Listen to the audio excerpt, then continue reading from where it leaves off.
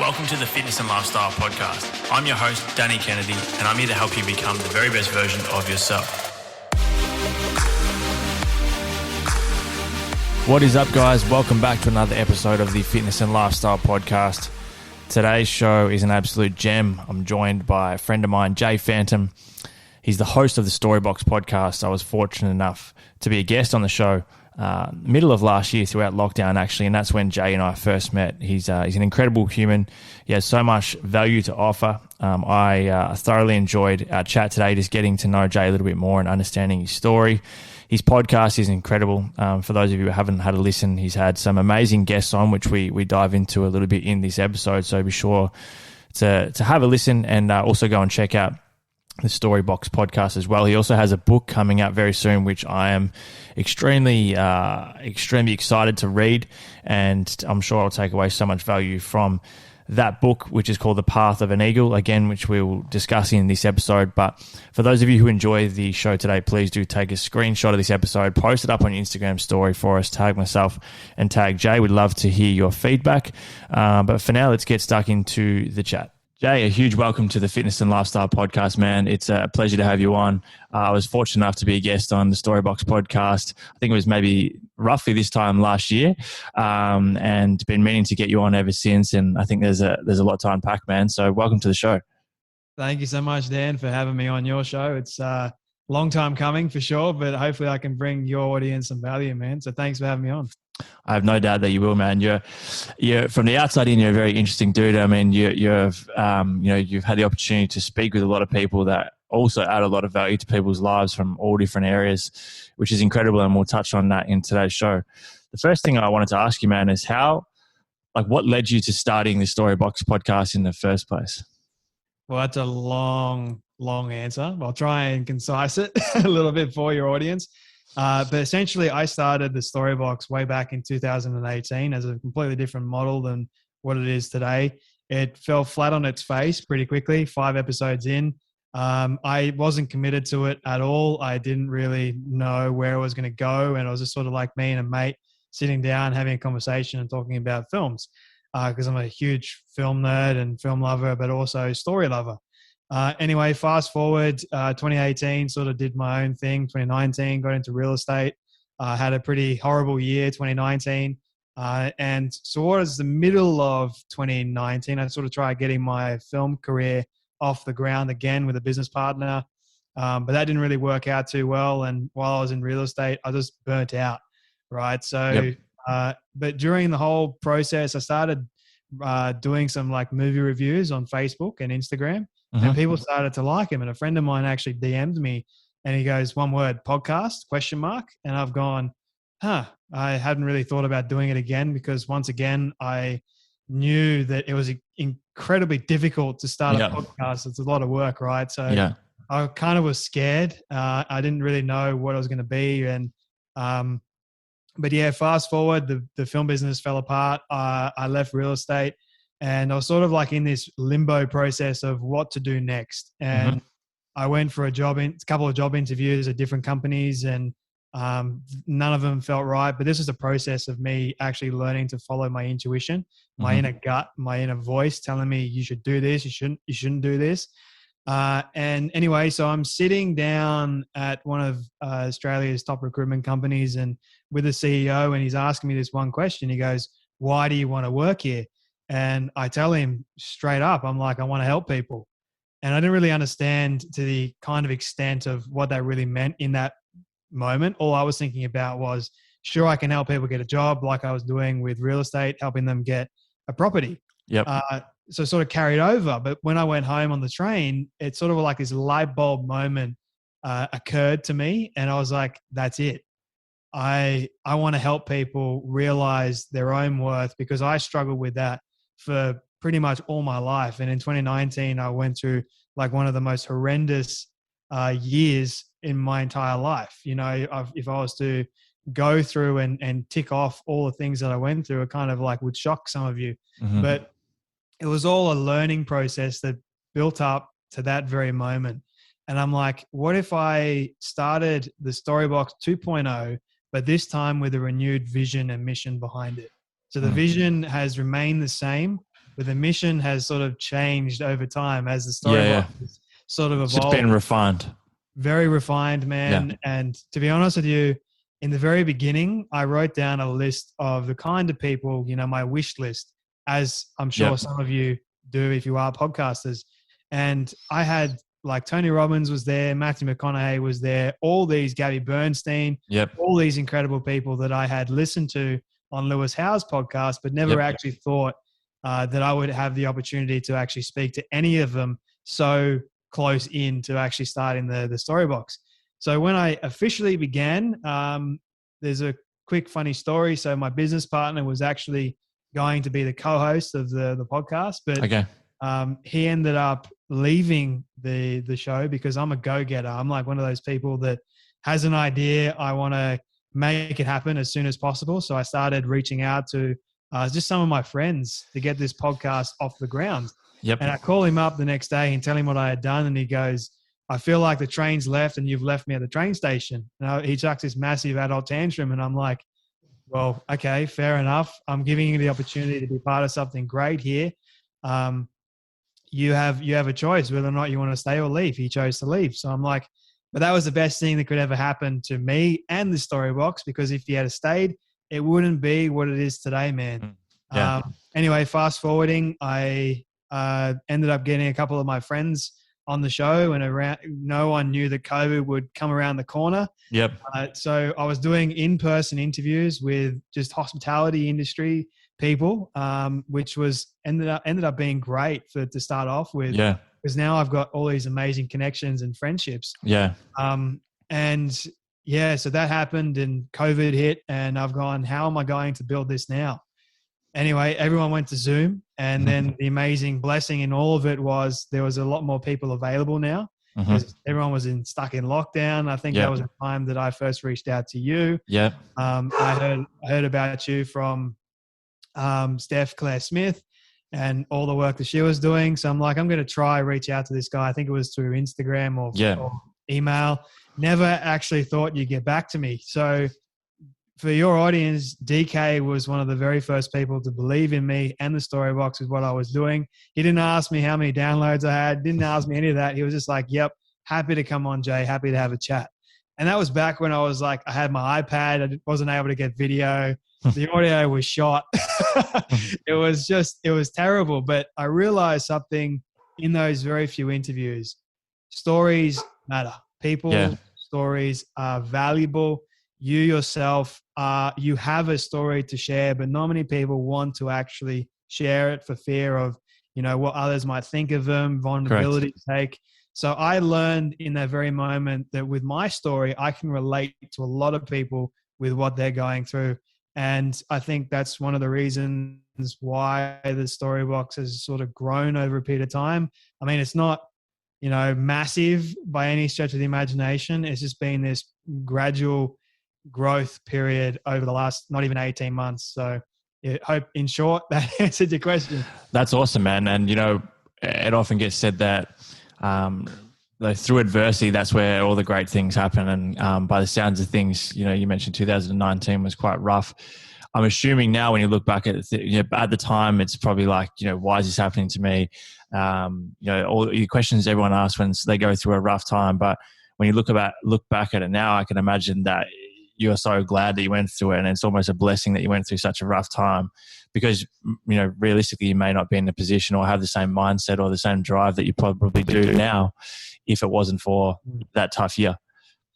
Definitely, man. And I say to people now that I am grateful for what I went through. I mean, it took a lot for me to actually get to that place where I can say that I'm blessed, because I am who I am today because of those struggles, because of those challenges, because of the rejection, because of those hard times. And now that I have this newfound level of respect for difficult moments that come my way, and you're going to get a ton of challenges in your life. That's going to be inevitable. But as Andrew Scipione, one of my very first guests, in a conversation I'll never forget, he said to me, you're going to go through pain. That's inevitable. But the way you show up to that pain, your reaction to it, that's optional. That's your choice. So the way I react to challenges that are going to come through my way, and there's been some horrendous challenges that I'm sure a lot of people can relate to me on this level. I mean, abuse, mental, emotional, physical, sexual, you name it. All those are difficult things to navigate. And depression, anxiety, panic attacks, breakups, even, all this stuff. It's part of being a human, though. Yeah. And I also say this, and this is what I've realized that I absolutely love. There's an amazing thing in failure, and we often don't see it in the failure, which is also another funny phenomenon. But you become stronger, you grow in failure. So don't be afraid to fail. Don't be afraid to go through all those crazy times. So once again, man, new level of appreciation. It's interesting, right? I spoke with Dr. John DeMartini, and he talked about similar thing, right? He was pretty quick on his feet here. He used the example of the gym, right? That you go to the gym, you do a training session. The only way that your muscles can grow is if they're broken down, is if they are damaged.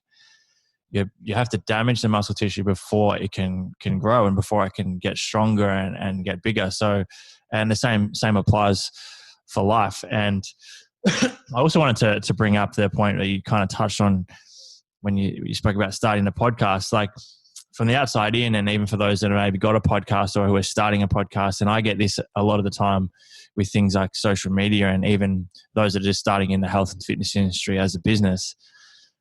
Everyone thinks that it's like the big dogs, or, it's like the people, like the big names that you want to get on the show. It's the big names that you want to associate yourself with. It's the big names that you want to be around, or that if you are seen associating with these people, then that means that you are successful. But a lot of the time, like, this is the facts that everyone has their own story. And a lot of the time, the people that you've probably never heard of, or the people that you see every day, or maybe it's the barista that you see going to get coffee from every morning, maybe it's the cleaner that you see at the airport, or whatever it is, their story is often more powerful than the one that you've heard a million times from the famous person. And the same goes with business. It's networking. It's like every single opportunity I get, you mentioned before about how you reached out about the podcast. It's like any opportunity I get to network with someone who's clearly passionate about what they do, or is willing to, even speak to me and see it as an opportunity to do a podcast with me or learn from me. That's another opportunity in itself. And you never know where that networking could go. Often some of the biggest opportunities and blessings that I've had have come from conversations or meetings that I never expected would go anywhere. And it's kind of like, okay, we'll go and do this, or we'll catch up, or I may as well reach out to this person. And next thing you know, it leads to one of the biggest opportunities you've had, which is awesome. When now that I've just said that, I'm going to almost go back and eat my own words here. I'd love for you to share with the audience some of those bigger names that you have had on the show, because although it is really impactful to hear from people who have their own story, I think the listeners would get a lot of value out of maybe taking away some of the lessons that you've learned from some of these bigger name guests you've had on the Storybox show. For sure, man. I think my dog's barking. That's all right. Well, they're going to have a bark off because Russ is going. Sorry to your audience. These guys can record their own podcast once we're done. Tell me about it. But some of the big names that I've had on the show, I've had to bring up my list because there's so many. And, I will say before I mention some of them, for me, it's always about the relationship. Like, I've still kept up relationship with each and every one, or as much as I can, with these guests. I mean, you and I are still remain friends since last year, which has been great. Social media has been helpful there. Yeah. But a lot of the other people have just, seen something with what I do and given me one of the biggest blessings ever. And so someone like Matthew McConaughey, for example, I mean, that's a story in of itself, getting him on the show. Tony Robbins, for example. I mean, Tony Robbins is one of the hardest people on the planet to actually get on a podcast, especially if you don't even have like a massive audience. Grant Cardone, he was one of the very first people as well. Les Brown, Joel McHale, Devon Franklin, Aubrey Marcus, Atticus Poetry, Mae Musk, Tim Grover, who's Michael Jordan's trainer, Lisa Nichols, Gabby Bernstein, Dr. Shafali, Justin Baldoni, Lindsay Sterling, Danica Patrick, Dr. Martha Beck. Man, the list is insane. Where does this process start? Because again, this doesn't necessarily have to come back to being a podcast host, but for everyone listening, it could be, everyone has goals, everyone has dreams, everyone has aspirations. And a lot of the time it seems like it's too far fetched, or it seems just too big and scary. And a lot of the time I was talking to a client yesterday about it. She was mentioning, how it just seems like the goal of getting back to her physical self where she used to be, it seems too big, it's too daunting because she's so far off that now. But all it takes is setting a goal for next week. All it takes is setting a goal for tomorrow or for today, ticking that off, as small as it may seem, and that momentum over time carries on and leads into bigger and better things. So let's use an example of someone like a Tony Robbins. How does that process start, and what steps need to be taken to even get the opportunity to get a response from him, let alone have him talk on the show? I mean, so it's a good question. So a lot of people, obviously, they want the big names starting out. But honestly, if you don't have a big audience already, that's more than likely not even going to happen.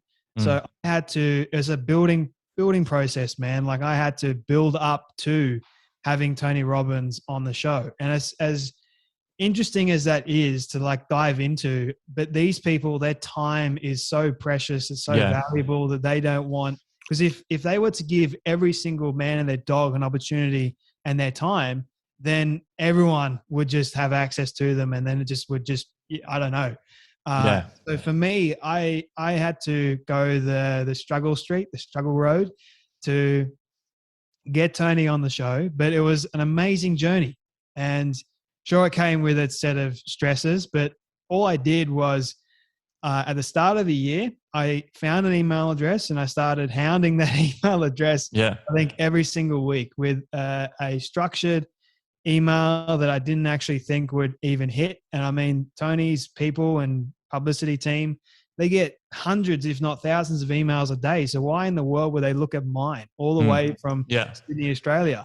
So I kind of kept that, the thing that I had learned from, reaching out to other people was the same thing. What's different about me? What's different about the Storybox that is going to make them want to get back to you? And even if they don't get back to you, that's still okay. But if they do, then you've got an in. You've got an opportunity. So use that opportunity. It wasn't until October of 2020 that I actually got an email from Tony's publicist. And she said, Jay, we don't have time with Tony at the moment, but keep in contact. I was thinking, that's fantastic. I mean, it's an opportunity. It's hope. But the amazing thing in all of that was I ended up having a relationship with this company. They ended up helping the Storybox grow even more. So it wasn't just about getting Tony Robbins. I ended up getting Ali Brooke. I ended up getting Tim Ballard. I ended up getting so many more people as a result.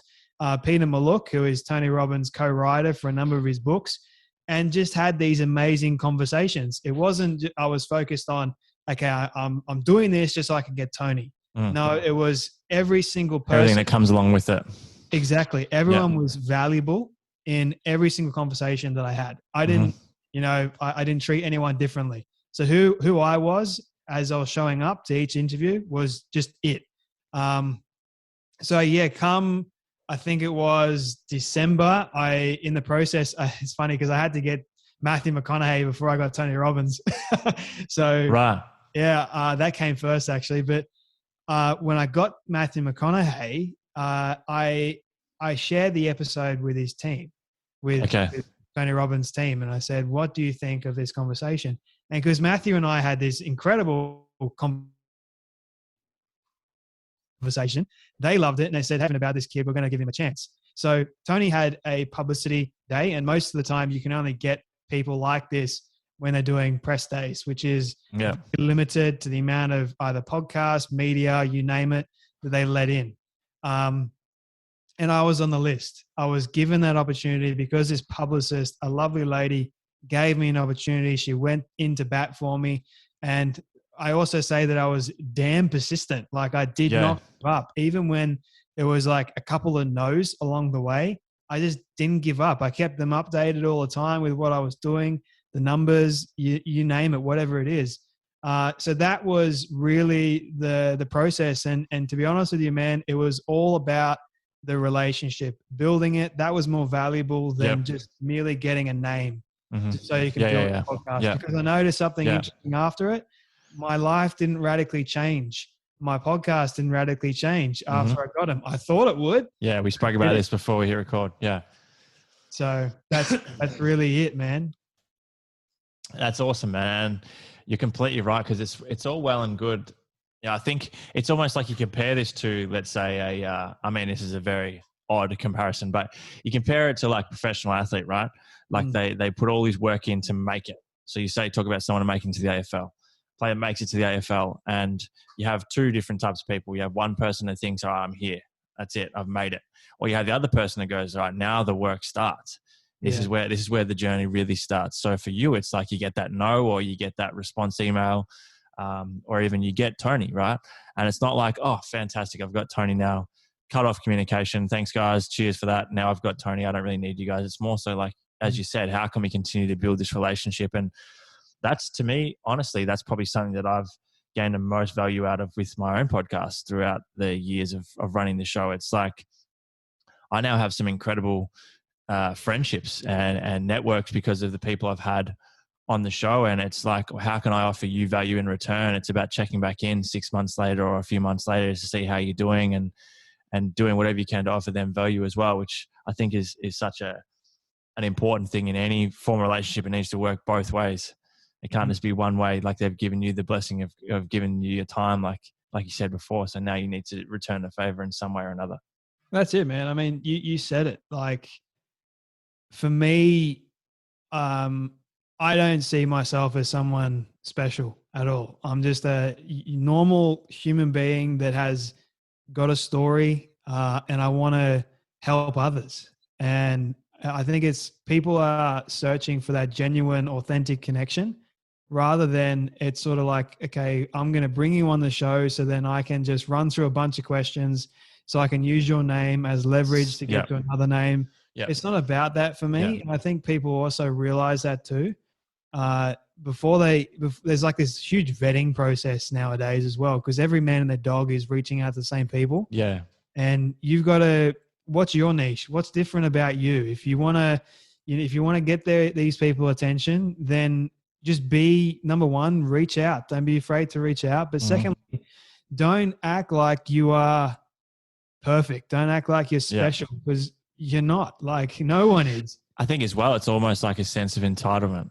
Yeah. You know, like, why would you or I expect Tony Robbins to say yes? It's like, it's fair. Like, if we have a goal, if you have an ambition, it's fair to have disappointment, and that's just part of life. But as you said, like, I know that's fine. It's just a stepping block. It's just part of the journey. Whereas a lot of people, I think, almost take every no to heart, take it fully personally. It's like, oh, the road's over. Like, this is it. Why wouldn't they say yes? Or like, it's like almost, as I said, why would someone that has a much bigger audience than you or I, or has that their time is their most valuable asset? Like, you have to understand that there needs to be a reason for them to say yes. What, out of all these incredible people you had on, and regardless of whether they've been a big name or not, like, let's just say all of the guests, and this is a pretty loaded question, I guess, but what do you think have been probably, say, three of the biggest lessons that you've taken away from the guests that you've had on the show? Kindness speaks volumes. Don't be afraid to be vulnerable. And thirdly, use rejection as opportunity to progress forward. Don't get stuck. Don't allow the rejection to cripple you, which often happens. Sure, it sucks in the moment, but use it as fuel. Use it as fire to keep that furnace burning, like the wood. You need that. So for me, those would be the three lessons, especially kindness. Just the amount of people that have shown me kindness over this journey is honestly, it's one of the most humbling things I can ever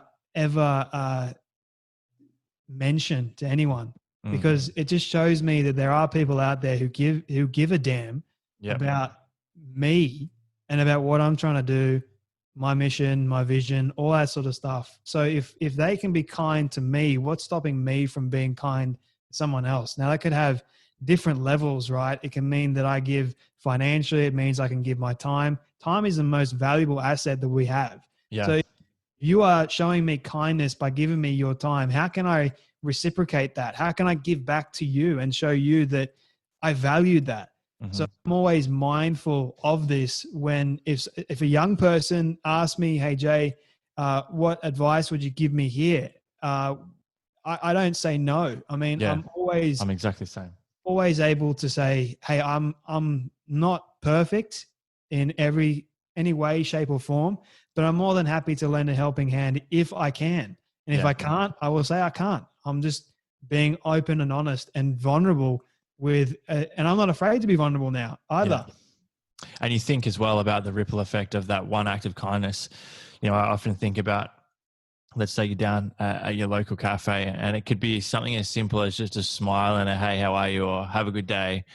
And all of a sudden that person who may have been in a shitty mood before or maybe having a bad day, that kindness then gives them the positivity, which then may lead to them being nice to their kids or being nice to someone else, which then leads, like, the ripple effect is huge. So that one small act of kindness can have such a big impact. Gratitude, man. Yeah, 100%. You mentioned vulnerability. Something that I had in mind that I wanted to ask you on the show today is, you obviously share so many other people's stories and what's helped them be successful and what their mission is. What do you think is one of your biggest vulnerabilities or something that makes you super uncomfortable? And I guess, what are you doing, if anything, on a daily basis to battle that or to kind of tackle it head on? I love that you asked this question because there are a number of things. The first one, and this may shock people because I run a podcast, so I'm talking all the time. It's actually, I'm quite ashamed of my voice. And I didn't like it for many, many years. I hated hearing the sound of my own voice. And also, I thought that no one would want to ever hear me talk because I thought, and this is, once again, it's just a thought. It's not a belief, but I believed it for many, many years until I chose to get rid of it. But that's another, I'll get to that in a moment. But for many, many years, I believed that my voice and the things that I was saying didn't have any worth or value attached to it. That my story wasn't anything unique or there was nothing good about it. So I hid. And that only led me to depression, anxiety, panic attacks, attempting suicide. It only led me to some very, very dark places. Until, when I started the podcast, I just kept quiet most of the time. I shut myself off and said, I'm just going to ask the questions. I'm not even going to really interact. But it's interesting because when I got Tony, when I got Matthew, when I got all these people, someone that was very close to me, and I respected his opinion. He called me up one day and he goes, no one wants to hear you talk. No one wants to hear your story. They're only there for the guest. And I thought that hurt. Like it really, really impacted me. And I thought, why did it impact me so much? Was it because this person I love and respected? Or was it because my ego was getting in the way? And I realized that it was mostly towards my ego. I had this prideful attitude around it so I had to really dive into why those words hurt me so much. And when I remove the ego, and this is a daily practice, by the way, I get up every single morning and say, okay, God, what can you teach me that I have not learned yesterday? I need you to give me the strength today to manage my thought processes that don't become negative beliefs. And that is a difficult thing to do. But when you create a daily habit and you're persistent at it, I have this saying, be persistent to remain consistent at the things that you want, and you will get there. And I wake up every single day, pretty much the same time, and I exercise. I do meditation and prayer. Yep. I go out in nature. Normally, people go to the gym. I go out in nature where that's just works for me. And I listen to podcasts. I listen to things that are going to get me in a good mood. And this is a good habit for me to go in and say, Jay, if you have your ego today, then you're going to feel miserable. No one's going to want to talk to you because, you're stuck up and proud and arrogant, self-righteous. Just come down a notch, be humble, and just accept who you are for being who you are. Yeah. I think that's a big message that a lot of people need to understand and start believing for themselves, is that love of self, is that acceptance of self, is that knowing that doesn't matter. We've all got quirks. And for me, I thought it was my voice, but it's fine. Like, my perspective has since changed, and I probably talk too much now. It's too much for my own good, but I think it's a good thing. It's interesting, like you talk to, because not exactly the same, but I used to be quite similar, especially when I had someone on the show who did have quite a big profile, who was quite accomplished. You kind of feel like, why, like, I should talk as little as possible, because why would anyone listening want to hear what I have to say when I'm talking to someone like this? And also, why would this person want to know about what I have to think about the topic that we're talking about? But you start to learn, and when you talk to these people that are super accomplished, you start to notice a bit of a trend. They very often bring it back to you. You know what I mean? You ask them a question and they'll give you their thoughts or their answer, but they'll often ask you your opinion as well. And I was doing a course this week, and the topic this week was around leadership, and it was brought up that great leaders are great at listening and asking good questions. Yes. Which I thought was super powerful.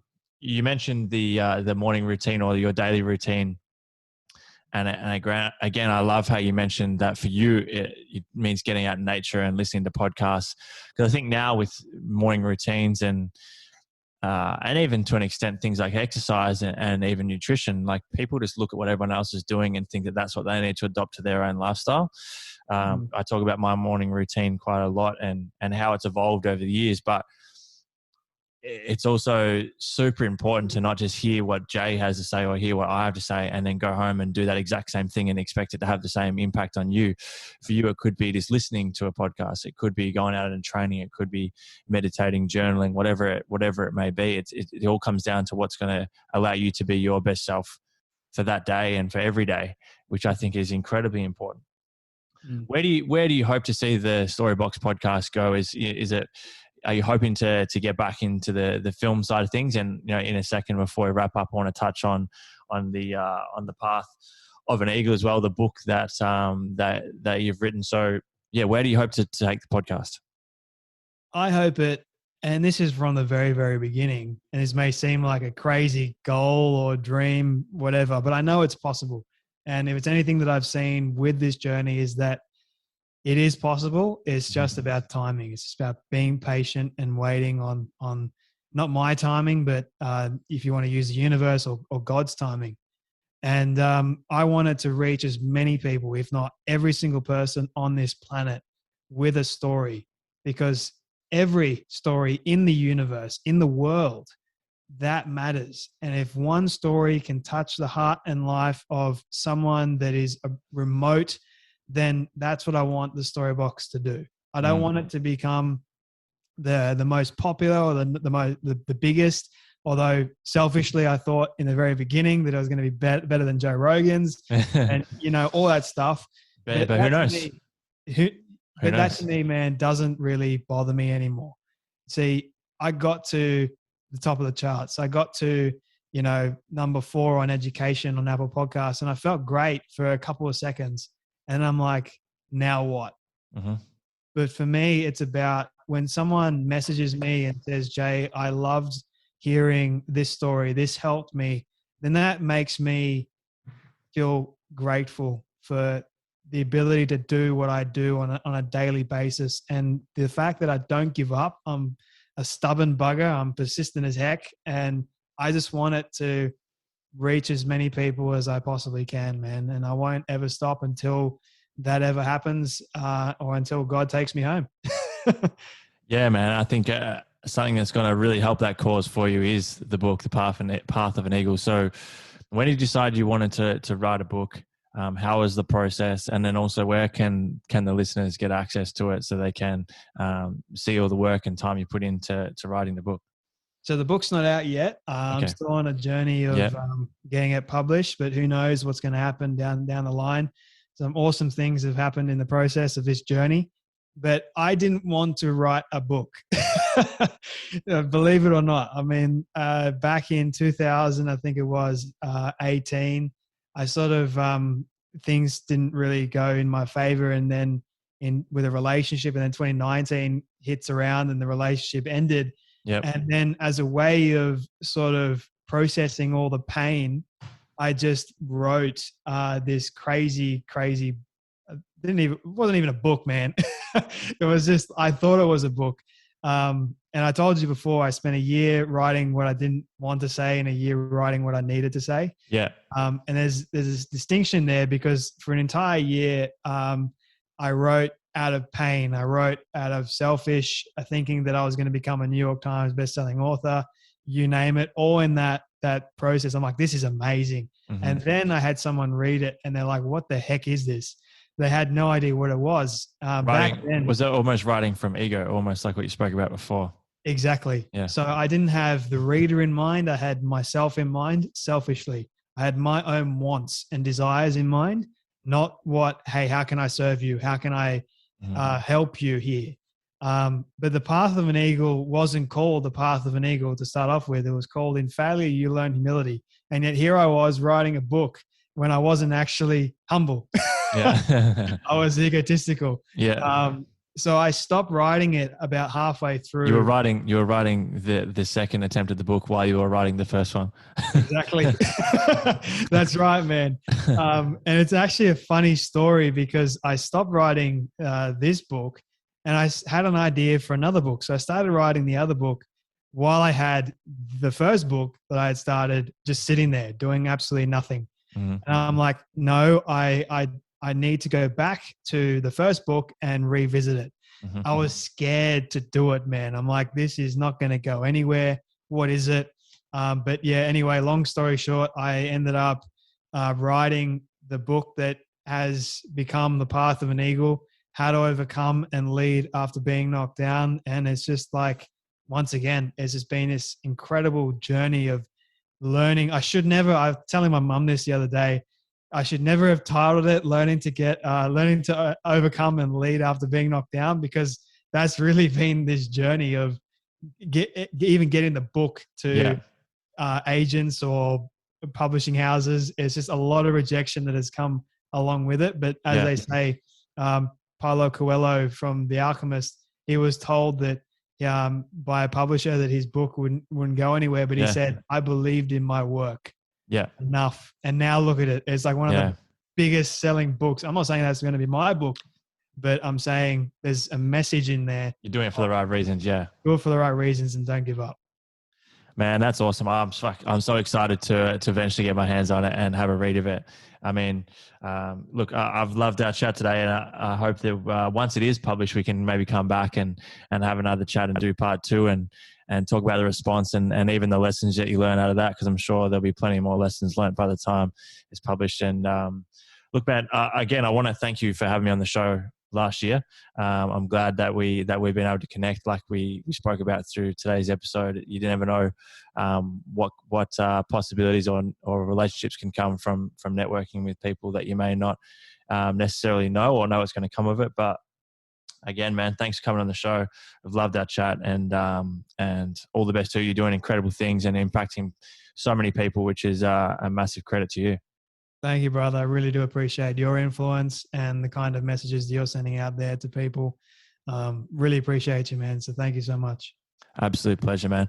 And for everyone who's tuned into today's episode, I'm certain that you've gained a ton of value from this episode with Jay. So we'd love for you to take a screenshot of today's episode, post on your Instagram story for us, tag myself, tag Jay, check out the Storybox podcast. I'll make sure to have the links to all of Jay's socials and the podcast in the show notes. Again, Jay, thank you. And for everyone who's tuned in, a massive thank you to you as well.